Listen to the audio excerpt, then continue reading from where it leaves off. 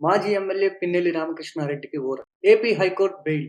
YCP నేత మాచర్ల మాజీ MLA Pinnelli రామకృష్ణారెడ్డికి big relief లభించింది. ఏపీ హైకోర్టు ఆయనకు బెయిల్ మంజూరు చేసింది. ఈవీఎం ధ్వంసం సహా మరో 2 కేసుల్లో పిన్నెల్లి రామకృష్ణారెడ్డికి ఏపీ హైకోర్టు షరతులతో కూడిన బెయిల్‌ను మంజూరు చేసింది. ఆయన పాస్‌పోర్ట్‌ను అప్పగించాలని హైకోర్టు స్పష్టం చేసింది. మరోవైపు జూన్ 26 నుంచి నెల్లూరు జైలులో ఉన్నారు పిన్నెల్లి రామకృష్ణారెడ్డి. తాజాగా హైకోర్టు బెయిల్ మంజూరు చేయడంతో జైలు నుంచి విడుదలయ్యారు పిన్నెల్లి రామకృష్ణారెడ్డి. మాజీ ఎమ్మెల్యే, వైసీపీ నేత పిన్నెల్లి రామకృష్ణారెడ్డికి బెయిల్ మంజూరైంది. పిన్నెల్లి బెయిల్ పిటిషన్ మీద విచారించిన ఏపీ హైకోర్టు ఆయనకు బెయిల్ మంజూరు చేసింది. ఎన్నికల సమయంలో నమోదైన ఈవీఎం ధ్వంసం కేసుతో సహా మరో 2 కేసుల్లో ఆయన ప్రధాన నిందితుడిగా పోలీసులు అరెస్ట్ చేశారు. ఈ కేసుల్లో ఆయనకు ఆంధ్రప్రదేశ్ హైకోర్టు బెయిల్ మంజూరు చేసింది. అయితే పలు షరతులు విధించింది. పాస్‌పోర్ట్‌ను అప్పగించాలంటూ షరతులతో కూడిన బెయిల్ మంజూరు చేసింది ఏపీ హైకోర్టు. జూన్ 26 నుంచి నెల్లూరు జైల్లో ఉన్నారు పిన్నెల్లి రామకృష్ణారెడ్డి. బెయిల్ మంజూరు కావడంతో కోర్టు ఉత్తర్వులు అందిన వెంటనే ఆయన విడుదలయ్యారు. మరోవైపు సుమారు 2 నెలలుగా నెల్లూరు జైల్లో ఉన్న పిన్నెల్లి రామకృష్ణారెడ్డి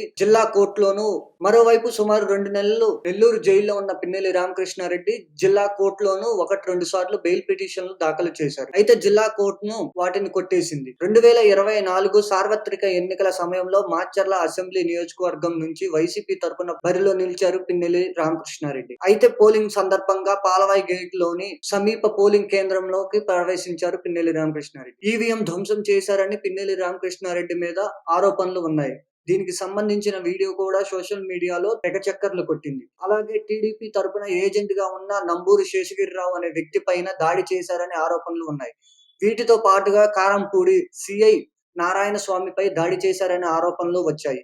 ఈ నేపథ్యంలో ఇక జూన్ 26 నుంచి నెల్లూరులో ఉన్న పిన్నెల్లి రామకృష్ణారెడ్డి బెయిల్ కోసం అటు జిల్లా కోర్టును, ఇటు హైకోర్టులోనూ బెయిల్ పిటిషన్లు దాఖలు చేశారు. అయితే పిన్నెల్లికి ఉన్న నేర చరిత్రను గమనించి ఆయనకు బెయిల్ ఇవ్వొద్దంటూ ప్రభుత్వం వాదనలు వినిపిస్తూ వచ్చింది. ఈ నేపథ్యంలోనే జిల్లా కోర్టు 2 సార్లు పిన్నెల్లి రామకృష్ణారెడ్డి బెయిల్ పిటిషన్లు కొట్టివేసింది. అయితే హైకోర్టులో పిన్నెల్లి రామకృష్ణారెడ్డి బెయిల్ పిటిషన్ మీద వాదనలు కొనసాగాయి. చివరకు ఇరుపక్షాల వాదనలు విన్న హైకోర్టు పిన్నెల్లికి షరతులతో కూడిన బెయిల్ మంజూరు చేసింది.